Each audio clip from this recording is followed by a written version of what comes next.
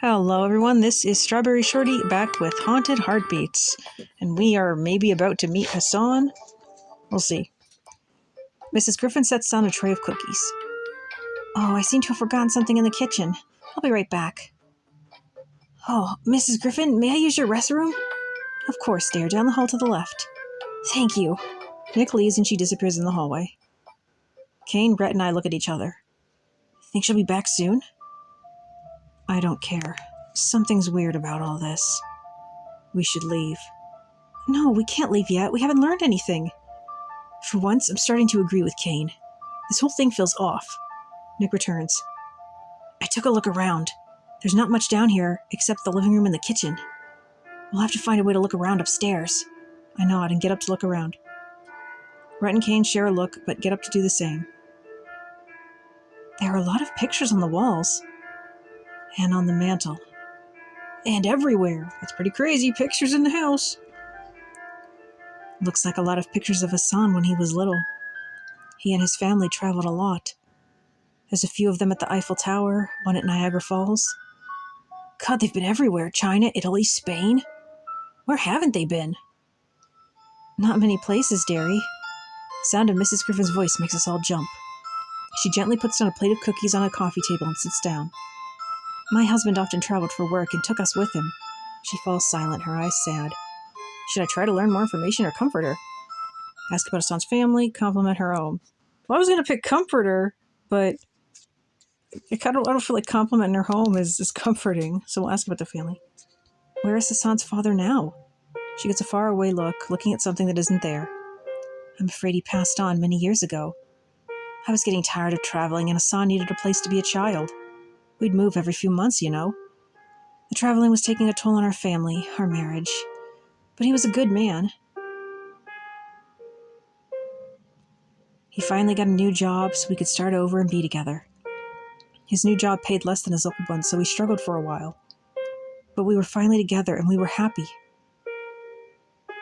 Then a few months after we settled in, Mr. Griffin was caught in an unfortunate car accident. He slipped into a coma due to his injuries and he just never woke up. After he passed, Hassan and I couldn't afford to stay in the same place. So we moved here, to this city. We had no family, no friends, but we had each other. I'm so sorry to hear that, Mrs. Griffin. He puts a hand on hers and she smiles. She wipes away a small tear. Thank you, dearie. It was years ago now. But it still hurts. That pain never really goes away. She patted his hand. Now I hope Hassan is still alive for her sake. But you know that. Kane looks at her in surprise. How did you... He's probably heard about you in the papers. And Hassan had a hard time adjusting, of course. He was in a club and tried to fit in. Had a hard time making friends, though. She looks at Rhett. Not like you, dearie. She nods to me as well. Good friends are so hard to find. She knows stuff about us. My Hassan didn't have the knack for it. What are you... Oh, me. Here I am rambling and I haven't even poured you any tea yet. I'll be right back. She disappears into the hallway again. That was so odd. How did she know that about us? Have either of you met her before? I don't think so. No, never. So strange. Everything about this is strange, Shorty. She'll be back soon. I should look around while I can. She'll be back soon. Can't I just said that? We'll try to keep her occupied. Don't be gone too long. Text us if you need anything. I will.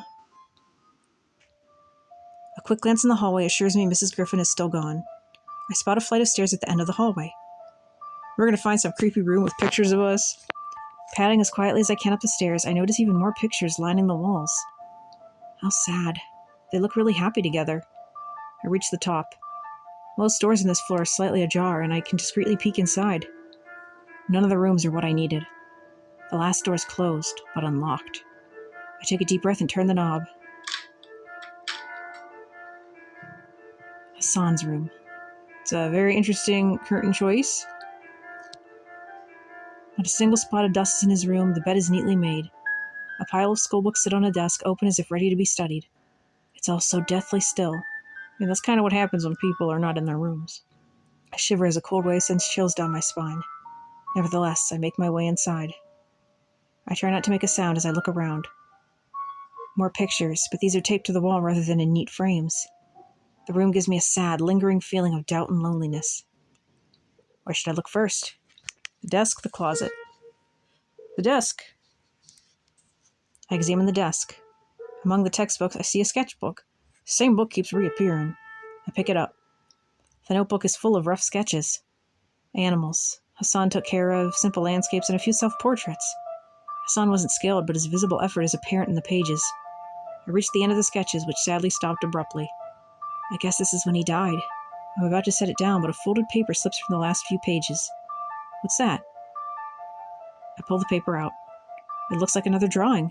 This one is different from the others, though. It's a drawing of a large man with an axe. I gasp, recognizing the attacker. Why would Hassan have a picture like this?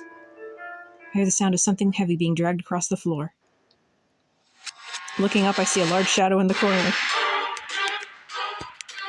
Oh boy. It moves towards me. I see the axeman emerge from the shadows. Ah! The sound of pounding feet seems to distract it. The door is flung open and all of the boys rush in. Shorty, what's wrong? Look out! He's right... I look back to the shadow in the corner, but it's gone.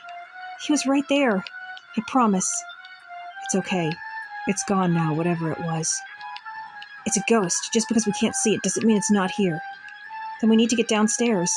I jump to my feet and leap for the door. Shorty, what? Mrs. Griffin, she's alone. What if it goes after her next? I bolt down the stairs as fast as I can. The boys follow closely after me. Mrs. Griffin, are you... But there's no one in the living room. She's not here. I'm missing a beat. Kane dashes past me towards the kitchen. I'm on it. Mrs. Griffin, are you here? No one answers. Where could she be? Maybe she's the killer. She was right here. Now, she couldn't have gotten far. Let's look around the house. Good idea. I'll go. He'll kill my foot. We'll go together. Good idea, Rhett. Now's not the time to split up. Kane and I will go back upstairs. Where will you two look? I think I saw an office down the hall we haven't looked at yet.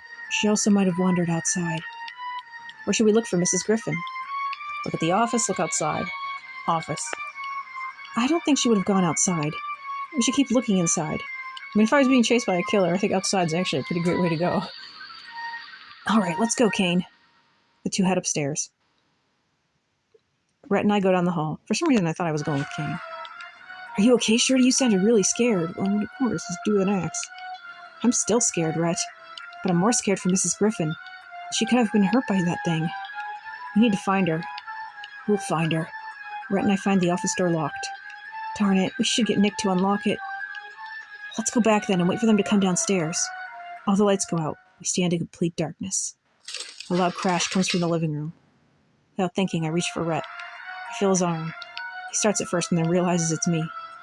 1 sec. I see the light of his cell phone illuminate his face. Let's go. I nod and we start towards the living room. We arrive in the darkened living room at the same time as Kane and Rhett. Shouldn't that be Kane and Nick? What's going on? Shorty, are you okay? I'm fine. Did you find her? No, we didn't. What was that crash? We don't know. We just heard it and the power went out. I fumble for my cell phone and turn on its light, shining it into the room. I see Mrs. Griffin with her back towards us. Oh, thank goodness. I start to walk towards her. Mrs. Griffin, you're okay. We were worried when we heard the crash. Shorty, look out! Too late, I see the broken glass on the ground. A large picture frame was smashed against the ground, utterly destroyed. Tattered pieces of a family portrait lay scattered around Mrs. Griffin. I see the blood dripping from Mrs. Griffin's clenched hand, holding a large shard of glass. The blood stains the floor around her bare feet. Mrs. Griffin? Oh dear, you shouldn't have come here. Digging into people's past isn't nice, you know. My poor boy just wanted to be friends, but they wouldn't give him that. With a sweep of her arm, she knocks more frames to the floor. The sound of shattering glass hurts my ears. Then he just wanted them to leave him alone. And they wouldn't even give him that. Look, lady, I sympathize. I know how terrible these people are, but don't blame us. Mrs. Griffin, please, put the glass down. We can talk about this. There's no more talking anymore, dearie. There's nothing anymore. My poor boy is back, and he's telling me to make you leave. She starts to walk towards me, bloody arm outstretched. The air turns chilly, and I can see my breath. But you're his friends, right? You want to talk to me about him, right? So let's talk. She lunges toward me, swinging wildly. Her bare feet crunch against the shattered glass, but she takes no notice. We're all frozen in fear and confusion. Nick's voice breaks our daze. Move! I dodge to the side. Mrs. Griffin momentum carries her into the wall. She slams into more photos, more glass embedding itself into her skin. I hear an unearthly hiss as I scramble to get back on my feet. Glass strikes my hands, but I don't feel any pain. How dare you! She shrieks in a voice broken with rage. The movement catches my attention. Unfortunately, it also catches hers. Kane is in her line of sight now. I need to do something. Save Kane, I can't move. Save Kane, because apparently the other boys are back to being useless. I urge my body to move. Lurching to my feet, I see Mrs. Griffin almost fly across the room. No! It's too late to reach Kane, but maybe... Throw your phone at her. I take a running leap, ramming my full weight against the old woman. She's beating up an old lady, you know. She doesn't come across as that old. I hear a snarl of surprise and fear. The wind gets knocked out of me as we both tumble to the ground. The sickening crunch of flesh against glass and the smell of blood makes me lightheaded. Somebody should be calling an ambulance. Shorty, snap out of it. Get out of here. I try to stand, but I feel a hand shoot from the ground. Oof! I'm being dragged back towards Hassan's mother. I point my light towards her. The brightness catches her off guard and she loosens her grip for an instant. I kick her hand away and she throws up both arms to shield her eyes. Her face is fully visible now, almost ripped to shreds from the glass. Her mouth froths as she spews out wordless hate. I try to find something, anything, to pick myself up off the ground. I'm finding no handhold, no furniture, nothing. Then I feel an icy cold hand grasp mine and forcefully pull me to my feet. Is it the killer? I wince from the grip by am able to stand. I'm not even sure what they were trying to say. Kane rushes to my side. Oh, so was it not the killer? Kane just has cold hands? But seriously, again, this is a woman who presumably is not like a bodybuilder. You guys could be restraining her. Shorty, you're bleeding. Don't worry about me. We have to get out of here. Don't leave so soon. You haven't even finished your tea. She's almost unrecognizable. The wild look in her eyes glinted with eerie calm, and she smiles. She steps carefully, moving slowly as if not to scare us. Don't leave a lonely old woman like this. Don't you feel any pity? I try to inch away from her. I could feel Kane moving to do the same. Her steady smile makes me uneasy. No, I suppose not. How could you? You're all heartless. Heartless. She shakes her head almost sadly.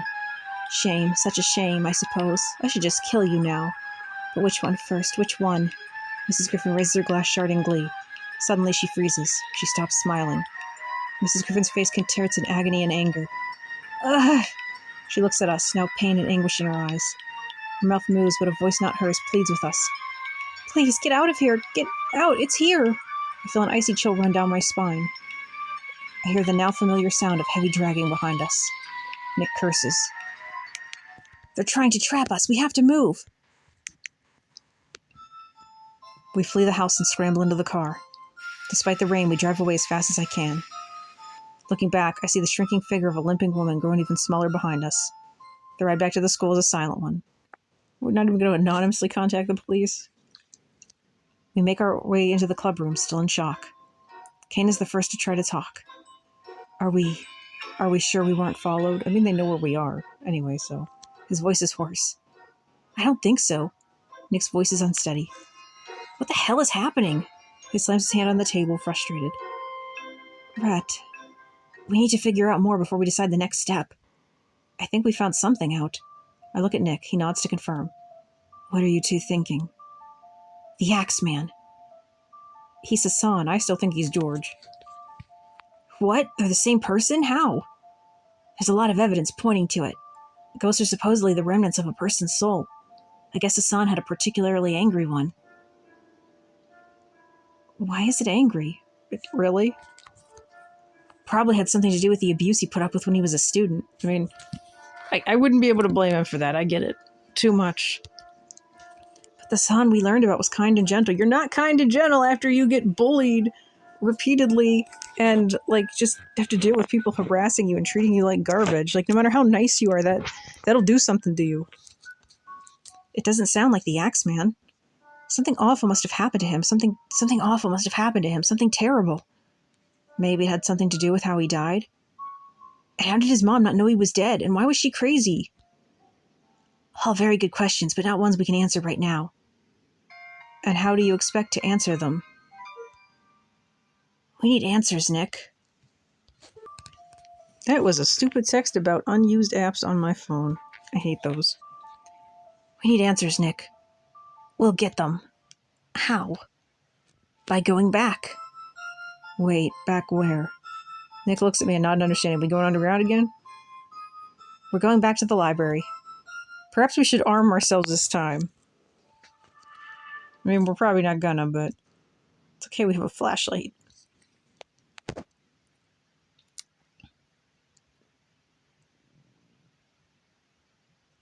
Wanted, gunslinger's kiss.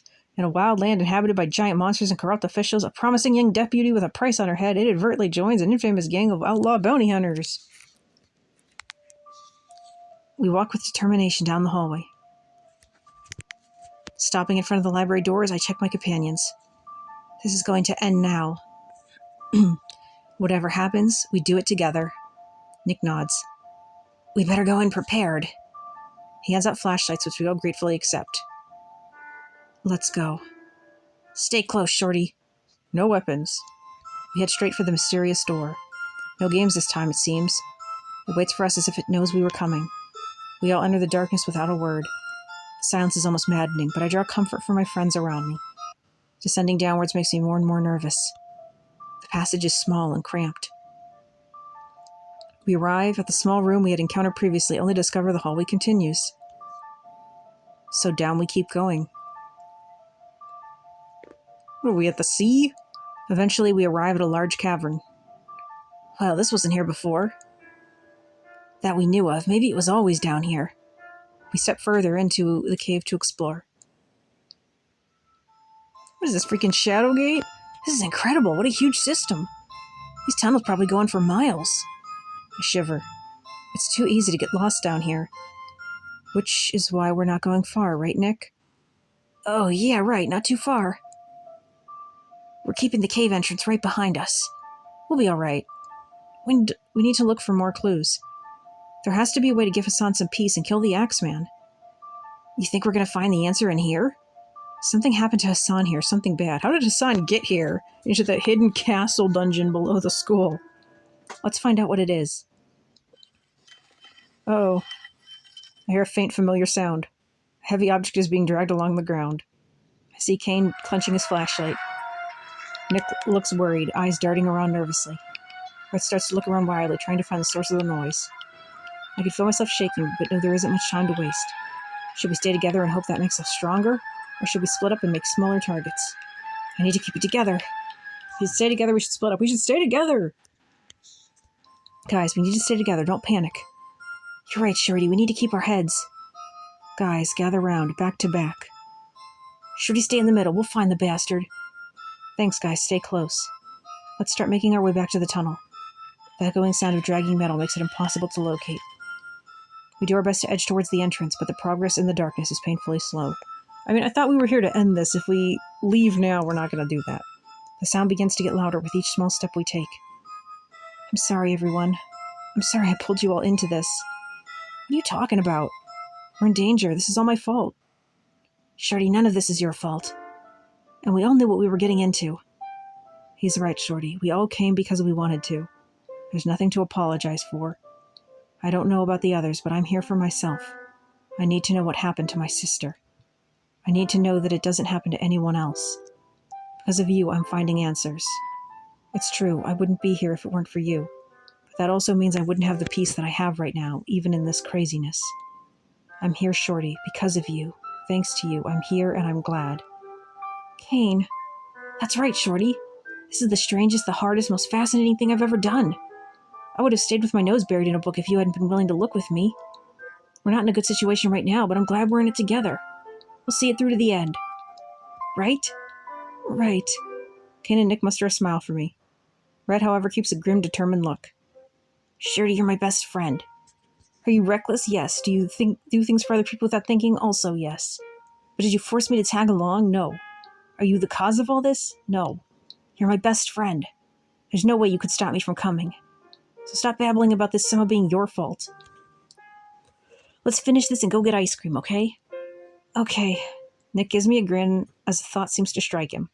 You know, I never would have hung out with these two of my own accord. I wouldn't have considered them friends. You brought us together, Shorty. Our lives would be a whole lot less interesting, that's for sure. Safer, probably, but much less interesting. We can't finish this without you, Shorty. We need you. Let's finish this together. We decide to dim our lights so it's harder to see. It's unnerving not being able to see them, but I could feel them nearby. I hear a grunt from behind. I point my flashlight towards the sound. A hideous face lights up in the darkness. Ah! Guys, it's here! Don't you dare touch her. Kane appears from the darkness, swinging his flashlight.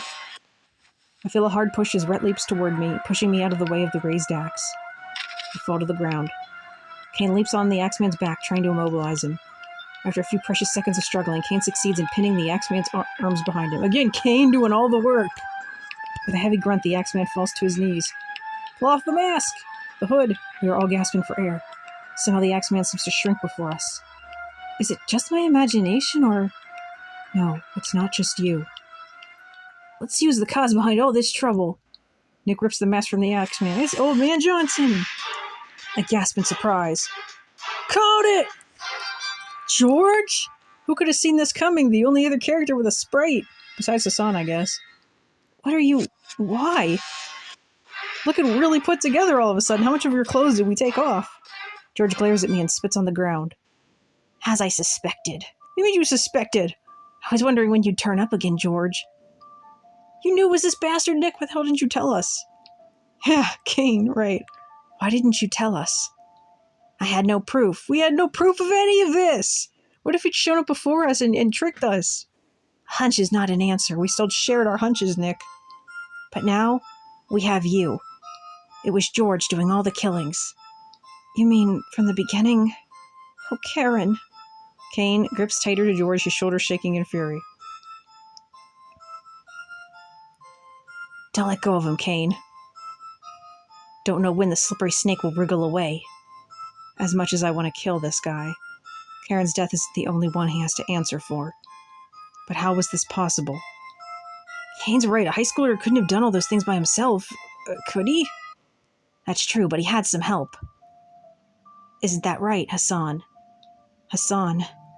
Well, Axeman perhaps is more accurate. George is Axeman, Axeman is Hassan, Hassan is dead. This makes my head hurt. You're not thinking fourth dimensionally. Right. When Hassan died, the circumstances of his death led to the creation of the Axeman. So the Axeman was the one killing people, and it used George to do that? Close, Kane, but not quite. You see, our cute little George here was a killer even before this incident. Our neighborhood has a history of animals going missing. We just casually didn't mention this before. Most of the adults would say those kids and their families just moved away. What does that have to do with animals going missing? Well, all the rabbits are vanishing. Oh, the kids and their families just moved away. But you would know all about that, wouldn't you, George? George continues to glare at us, a frenzied, hateful light in his eyes. That clearly reflected in the sprite. It was attracted to George's penchant for blood and nudged him over the edge. So that's how kids were just cut in half. That's right, no normal human could just cut people in half. I mean, they kind of could. It was the spirit of the Axeman that helped George be as gruesome as he was. How terrible. But it seems that Hassan wasn't done yet. For whatever reason, somewhere along the line, Hassan's spirit seems to have split from the Axeman's. While Hassan did cause the creation of the Axeman, they're not exactly the same person. I don't know where he's getting all this from. Axeman continues the rampage, but Hassan was elsewhere. Elsewhere? Shorty, do you remember telling me about those times that you felt a strange, cold breeze? Yes, they happened to happen just as bad things were happening. And you managed to get out of those situations safely, right? Yeah. I believe that was Hassan trying to protect you. He seems to have saved you several times. I don't really feel like that's true at all. Saved me? What makes you think that? Nick shrugs. A hunch. It seems to work with what knowledge we have of ghosts and the supernatural. Human spirits that went through terrible experiences seem to be able to become evil creatures, like Hassan into the Axeman. But likewise, the human souls don't always stay that way. Souls can be purified and move on. There would have been no other way for you to survive, Shorty, had there not been some kind of intervention on your behalf. I believe that was Hassan. Okay, I think I'm beginning to understand. Well, good that you are. So to catch the gist of it, there are 3 now. Hassan, George, and the Axeman. Right. I guess it makes some kind of sense, in a weird, nonsense, supernatural kind of way. But what does that mean for now? Who is to blame? Certainly the fault of all, but not wholly. There is still one piece of the puzzle yet to be put into place. What does the headmaster have to do with this? What piece is that? What started all this in the first place? Was it the bullying Hassan endured? That sounds like plenty of reason to come back as an angry ghost. Possible, but for some reason I don't think it is. There's something we're missing. What could it be? I don't know, but we'll need to figure it out and put this to rest once and for all. Silence hovers over us as we mull over the revelations. What are we missing? We look at each other in doubt. How much of this mystery is left? George seems to sense our hesitation. He takes advantage of the pause and acts. George throws his full weight backwards against Kane. Surprised, Kane loses his balance, falling to the floor. The impact knocks the breath out of him. Kane's grip loosens for just a moment, but it's sufficient for George. George snarls and rolls away, sprinting into the darkness. Kane, are you all right? Kane coughs, gasping for air. I'm fine. Find Kane. Get out of here. You be fine, Kane. You're right there. I'm worried, but he waves me off. Go. Brett scoops out one of Kane's arms over his shoulder. That was really weird. He props Kane onto himself, and they both rise. Come on, Slowpoke. Don't make sure to worry about you. I'm fine. Just need to catch breath. When we catch it on the way to the exit, we're going. We still haven't found anything. Rhett begins to shuffle towards the door. Come on, Shorty. The sooner we're out of here, the better. What do? We need to find George. We need to leave now. I'm kind of going with we need to find George. We haven't resolved this. But George, we know he's alive. We can send someone down here for him later, and if they don't get killed. He won't get away with this, Shorty. I mean, he was partially possessed. So, I nod, reluctant to leave, but understanding we need to. I turn to follow the others. Not so fast, Shorty. Oh, look, we found him. I hear the cry, just in time to dodge the swiftly falling axe. The clang of metal against stone sends a sickening echo throughout the cavern walls. To think we had an option to hug him, that's so weird. I'll get you. I'll get you all. You'll stay down here and rot. George swings wildly again and nearly get caught in his reach. The edge of the blade catches my shirt, gripping it a little. You can't run forever. You can't swing forever. A beast-like growl escapes his throat. I try to get a closer look at George. He's not the time. The light is against me, but I can see the distinctly inhuman light that was there before. Axe, man. I breathe in sharply, the fear beginning to overtake my senses. George grips his axe and circles around us, melting into the darkness. I'm fine, Rhett. I'm okay. You can let go now. Kane gently pushes a doubtful Rhett away, but his breath seems to be coming more regularly. If you say so, we need to keep our eyes on this clown. We're all shining our lights into the darkness, hoping to see George. Well, apparently we already lost him. He can see us, we can't see him. But there's more of us and one of him. That's never stopped him before. Well, if you count Axeman as a second person. Okay, I see your point. I was trying to be reassuring here. Thanks for trying. Hush, listen. We obey and begin to hear the faintest sound of padded footsteps. We can't see him, but we can hear him. We all hold our breath, our hearts pounding in our ears. Yeah. The light from Kane's flashlight catches the glint of the axe just as it comes down. Kane manages to leap out of the way. Instinctively, so do the rest of us. Damn you all. Just die. You should all just die. He lets out a long, piercing bellow. The floors and the walls and the air itself begins to quiver and shake. I begin to feel tiny pebbles falling. What's he doing? He's trying to bring down the caverns. What? How? I don't know. We don't have time to figure it out. We have to get out of here. We all begin to sprint toward the exit. No. The flame reverberates around us and the shaking begins to get more violent. You're not getting away. I want to see what's happening. Look behind me. No time. Keep moving forward. I'm going to look behind me.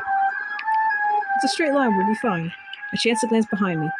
With an inhuman leap forward, George begins to close the gap between us with frightening speed. His axe is inches from my leg. How does that work? I can't run fast enough. I wince, anticipating the sharp bite of steel into my leg. It doesn't come. Instead, the coldest wind I've ever felt races across the caverns. The cold shrieks through my bones, but the wind itself passes harmlessly around me. I hear the sound of George colliding as if hitting a solid wall. The wind continues to blow, but I imagine I hear a voice crying out. Run, please run. What? I'm almost stopped, dazed. Nick yanks me by the arm. Come on, Shorty, let's go. No, no, no. You're not getting away. Hell, where the frick are we? Rocks the size of fists rain from the sky. They only grow larger as we near the corridor. I feel something wrong in the pit of my stomach. I've learned a lot from my gut recently. Time to listen. I hear it just in time. The sound of a boulder dislodging itself from the cavern roof. This does not look like the place we were in before. We look like we're back at the school. I don't know how I know where it was headed. I just did. Using all my strength, I hurl myself at Nick, pushing him away just in time. A rock the size of a house tumbles down exactly where Nick was a mere moment before. It's like in a small house. Shorty, you just... Why? How? I'm okay, I'm fine, let's keep going. I fall, a sharp pain stabbing my ankle. Ugh. Shorty, I'm okay. Really, I think it's just a sprain. Of all times! A sprain is deadly serious in this situation. You're not okay. We need to get out of here. Ask Nick for help, tell Nick to go. I'm asking Nick for help, I don't want to get left here. Nick, I'm gonna be fine. I just need a little bit of help. Oh, of course, I can. Just help me up first. Right. I put my arm around Nick. He props me against him and I'm able to stand on one leg. She's tiny and small and apparently quite weak. Just lift her into your arms. Can you put any weight on it? I don't think I can. It's fine, you're fine. We just have to get you out of here. You're gonna be fine, Shorty. He tries to smile, but I can see the worry lands on his face. I know, Nick, I know. You're here. I'm always okay if you're here. You two hurry as fast as you can. Kane and I will keep lookout. I nod, trying not to cry from the pain in my foot.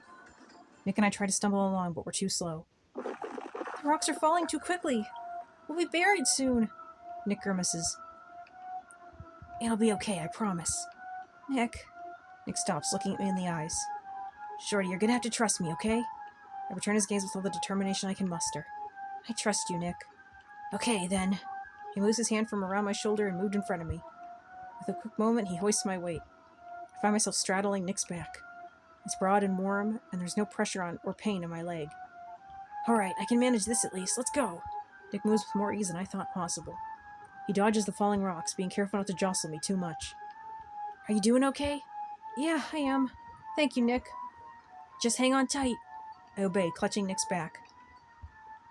Should be clutching around his neck. Nick, thank you. Nick saves his breath for running, but I feel him gently squeeze me against him. You saved me, Shorty. The least I can do is return the favor a little, right? It's just a little run. Not too far to go. Hang in there. I feel like Rhett should be carrying us. He's the athletic one. We make our way to the end of the stone corridor, past the basement with words of blood. I see it. I see the entrance. We yell out a whoop of joy as we see the doorway illuminated with light growing near. Then the door disappears and the world goes dark. What's the chapter end? How much longer is this? Jeez. Like, do we pause? Do we end this part here? I still got like 53 minutes before the ticket comes back. I guess we'll end this part here. So what do you think? Let me know in the comments. Thank you so much for watching, and I'll catch you next time. Bye!